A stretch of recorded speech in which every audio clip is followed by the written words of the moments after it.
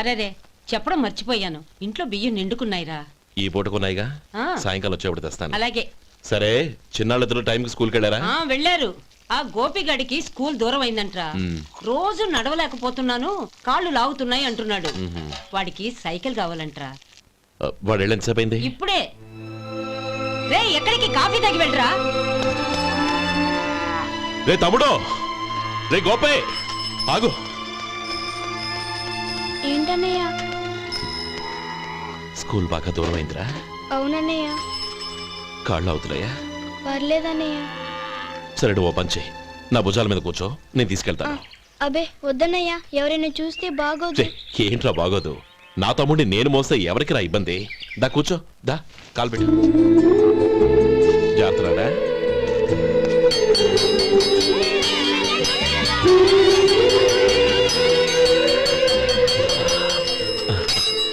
చూసావా, school correct టైంకి వచ్చేసాం. అవును, థ్యాంక్స్ అన్నయ్య. తమ్ముడు, డబ్బు చేతికి అంతగానే సైకిల్ కొనిస్తానే. అలాగే అన్నయ్య. టాటా అన్నయ్య. టాటా.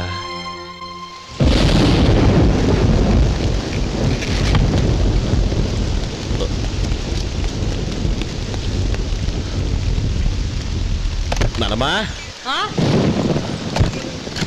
చూడరా, ఇల్లంతా కారుతోంది. కప్పించమంటే అదిగో ఇదిగో అన్నావు, ఇప్పుడు అర్ధంతరగా ఈ వర్షం పట్టుకుంది.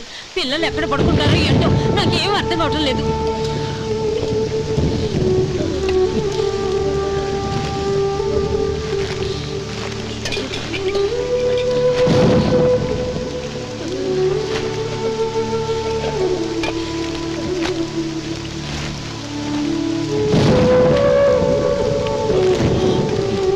నానమ్మా, కింద తుడిచి పిల్లలకి పక్కై.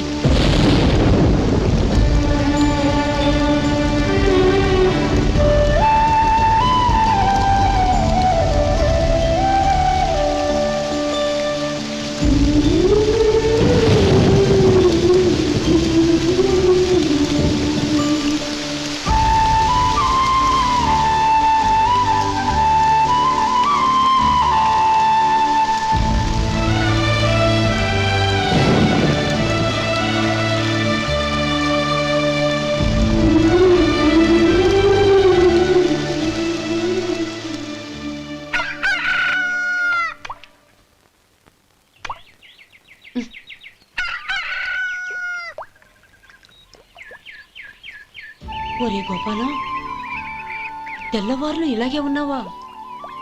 ఒరే, గత జన్మలో నువ్వు వీళ్లకు రుణపడి ఉన్నావు, లేక వచ్చే జన్మలో వీళ్ళు నీకు రుణపడి ఉంటారో తెలీదు గాని నీలాంటి అన్నను నేను ఎక్కడా చూడలేదురా. రక్త సంబంధానికి రుణాలేంటున్నానమ్మా. అన్నట్టు చెప్పడం మర్చిపోయానురా. లక్ష్మీపతి మనందరినీ ఇవాళ సాయంత్రం వాళ్ళ ఇంటికి రమ్మన్నాడు. రండి రండి. ఏంట్రా, ఉన్న పడంగా అందరినీ కట్టకట్టుకొని రమ్మని పిలిచావు, ఏంటి విశేషం? ఏం లేదమ్మమ్మా, రేపు మంచి రోజు. నా చెల్లెళ్ళకి నీ తమ్ముడికి నిశ్చితార్థం ఏర్పాటు చేశాను.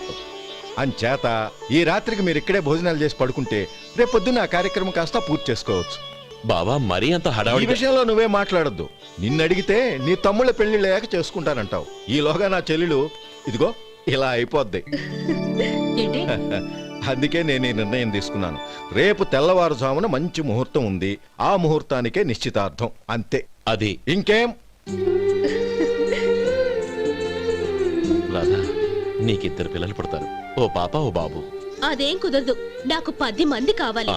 అవును, ఇల్లంతా ఎప్పుడు పిల్లలతో కలకల్లాడుతూ ఉండాలి. 10 మంది సరిపోతారా? అన్నయ్య అన్నయ్య, అర్జెంట్ గా పాస్కి వెళ్ళాలన్నయ్య. కింద బాత్రూమ్ ఉంది, వెళ్ళు. అక్కడ కనిపించలేదు అన్నా. కిందకెళ్ళి వెతుకో, అదే కనబడుతుంది. అన్నయ్య అర్జెంట్ అన్నయ్య, నువ్వు తీసుకెళ్ళవు. అబ్బబ్బబ్బా, విసిగించుకో, ఇక్కడి నుంచి వెళ్ళు. నువ్వు ఉండు రాధా, పదమ్మా, నేను తీసుకెళ్తాను.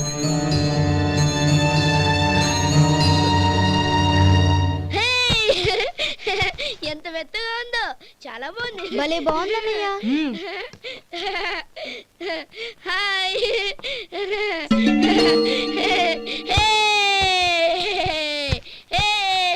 అయ్యో నా మంచం, నువ్వు ఎక్కి తొక్కడానికి నా మంచమే దొరికిందా? దిక్కెందుకి? అయ్యో నా పౌడర్. ఏయ్, నువ్వు మనిషివా దున్నపోతువా? ఏయ్, నా మీద దూకుంటున్నావా? నీ చుండ్రంతా నాకు అంటించానుక. నా సిరిగాళ్ళలో దాపురించారు. ఏంటా చూపులు? బయటికి పోండి. రాధా, ఏంటి గొడవ? చూడండి, మంచం అంతా తొక్కేసి నా పౌడర్లు సెంట్లు ఎలా నాశనం చేశారు ఈ దెయ్యాలు.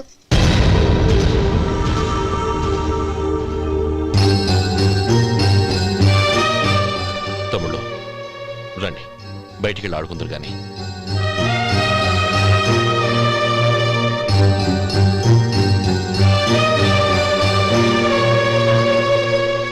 ఏమ్మా, బావగారు తమ్ముళ్ళు నిన్ను బాగా విసిగిస్తున్నారా? విసిగించడం కాదన్నయ్య, ప్రాణాలు తీసేస్తున్నారు. పెళ్ళయి నేను ఆ ఇంట్లో కాలు పెట్టక ముందు రోజే ఆ దరిద్రుల్ని హాస్టల్లో చేర్పించేయాలి. అప్పుడే నాకు మనశ్శాంతి.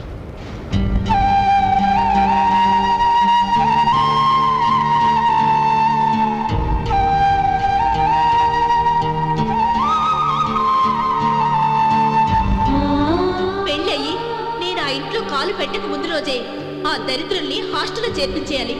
అప్పుడే నాకు మనశ్శాంతి.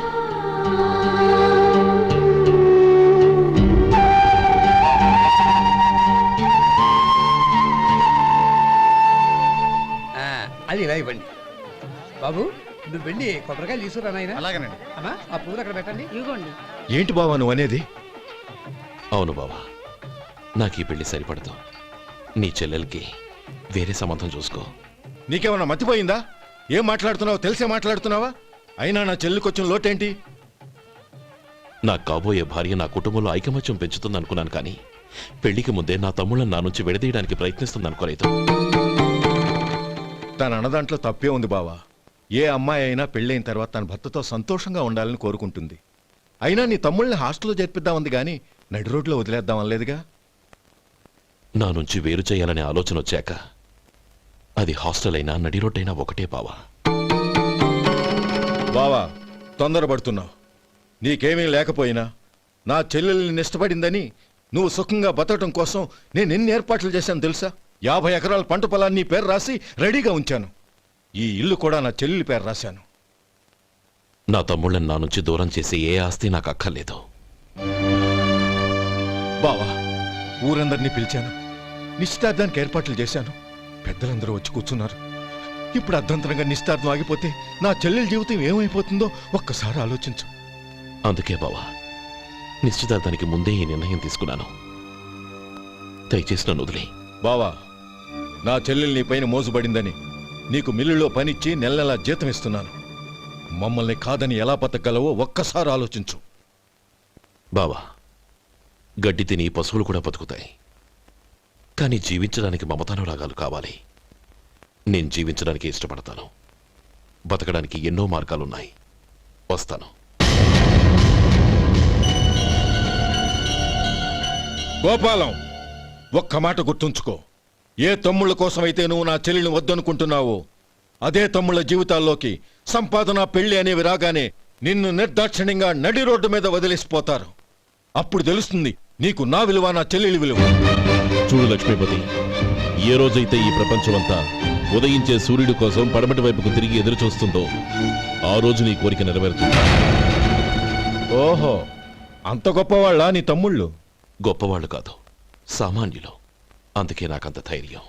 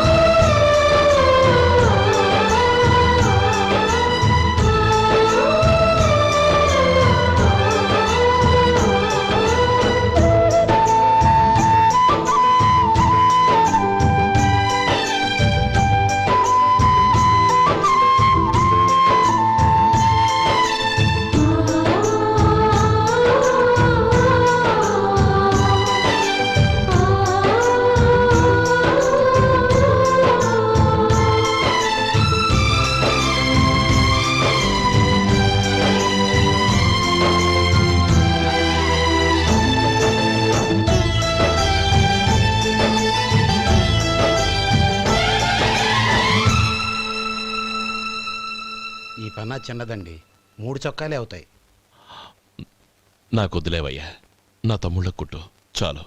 మీ తమ్ముళ్ళని చూసి చాన్నాళ్ళైందండి. ఇప్పుడు ఏం చేస్తున్నారు? పెద్దోడి పేరు మధు, రెండోవాడు గోపి, ఆఖరోడు శేఖరం. శేఖరం పట్నంలో డాక్టర్ చదువుతున్నాడు. రెండో తమ్ముడు గోపి ఇన్స్పెక్టర్ ఉద్యోగానికి సెలెక్ట్ అయ్యాడు, హైదరాబాద్లో ట్రైనింగ్ అవుతున్నాడు. పెద్ద తమ్ముడు మధు హోటల్లో పనిచేస్తున్నాడు. వాడికి చదువు అప్పలేదు, కానీ వాడికి రాని పని అంటూ ఏదీ లేదు. ఎప్పుడూ ఖాళీగా ఉండడు, ఏదో పని చేస్తూనే ఉంటాడు. అది సరే గాని బట్టలు కొంచెం పొడుగు పెట్టి కుట్టు. ఎదిగే పిల్లలు. ఎదిగే పిల్లలు ఏంటండి బాబు, ఎదిగేసిన పిల్లలు. చాలా చాలా ఆపవయ్యా, వాళ్ళకి పెద్ద వయసే ఉందని. అయినా వాళ్ళ వయసుల గురించి నీకెందుకు? దిష్టి పెట్టకు. నేను చెప్పినట్టు కొంచెం పొడుగు పెట్టి కుట్టు. అలాగేనండి.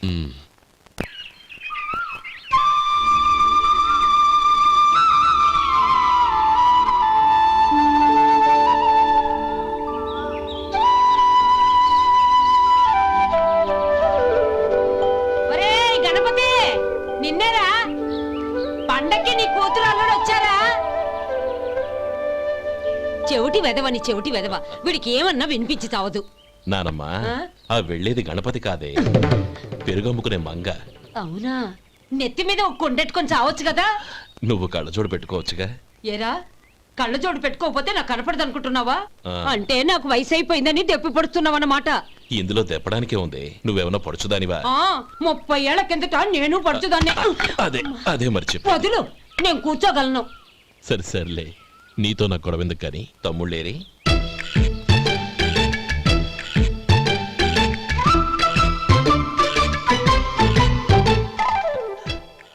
అనయ్య, డ్రెస్ చాలా బాగుందన్నయ్య. చచ్చా, ఏ బాగున్నాయిరా, మరీ పొడుగైపోయి. అక్కడికి పాపం ఆ టైలర్ చెప్తూనే ఉన్నాడు, నేనే వినిపించుకోలేదు. తప్పంతా నాదే. నువ్వు తప్పు చేయడం ఏంటన్నయ్య? అన్నయ్య, నువ్వు కళ్ళు మూసుకో. దేనికిరా? ముందు మూసుకో చెప్తాను.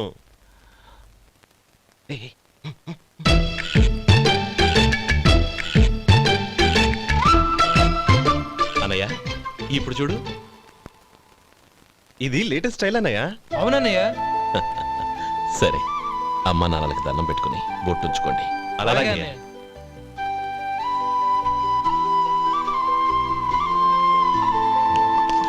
రే రే రే, అటు చూడు నానమ్మ, ఓ ఆట పట్టిద్దామా? ఓకే. నానమ్మ, మా బట్టలు ఎలా ఉన్నాయి? పెద్దన్నయ్య కుట్టించాడు. ఏంట్రా, వాడికి ఏమన్నా మతిపోయిందా? ఇంత కుర్చగా కుట్టించాడేంటి? ఎదిగే పిల్లలకి కథ పొడుగు పెట్టి కుట్టించొచ్చుగా. ఏమైందిరా? ఇప్పుడు చూడు.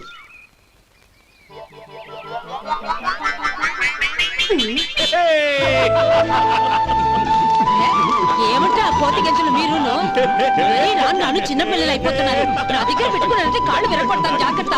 ఒరే గోపాలం, చూడరా ఎలా ఏడిపిస్తున్నారో.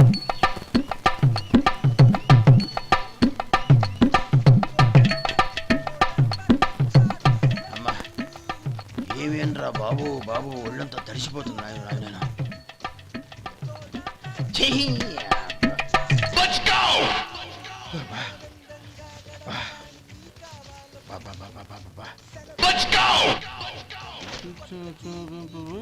ఏమయ్యా, వచ్చేంతసేపు అయింది, ఏం కావాలి ఏంటని అడగరా? ఏంటి వేళాకోళంగా ఉందా? నీ కట్టిన సర్వర్లా కనపడుతున్నా? అయ్యయ్యో క్షమించండి, పొరపాటు అయిపోయింది. మీరు టిఫిన్ చేయడానికి వచ్చారా? తిన్నారు కదా, అలా జరగండియా. రండి బాబు, వచ్చి కూర్చోండి. నేను కూర్చుంటే క్లీనింగ్ కూడా చేస్తాడు.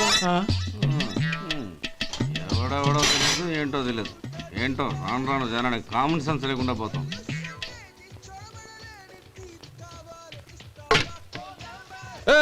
ఆ? ఏందా ఇదే? నేను ఉల్లిదో చెప్తే ప్లేన్ దో తీసుకొచ్చా. అంతే కదా, ఒక్క నిమిషం. ఇదేంటి? ఉల్లి ఇది దోశ, రెండు కలిపితే ఉల్లి దోశ. ఉల్లి దోశ. కానీ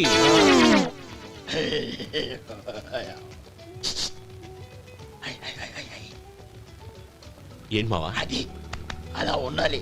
గోల్డ్ అంత ఆయిల్ షో అదే మెయింటైన్ చేయి, అదే మెయింటైన్. గురువు గారు, ఏంది? నీకు మీ హోటల్ కు మేమిద్దరం ఇంత ఆదా చేస్తున్నాం కదా, నాకో 50 తనకో 100 జీతం పెంచొచ్చు కదా. ఏం నువ్వు మాట్లాడేది? అవతల వెళ్ళి ట్రైనింగ్ తీసుకోలేదా? వెళ్ళు. నువ్వేందయ్యా సప్లై చేసుకో, ఎక్కడ చూసా పెట్టి వెళ్ళిపో. అమ్మా ఛాన్స్ దొరికితే చాలు జీతం పెంచు ఎక్కేస్తా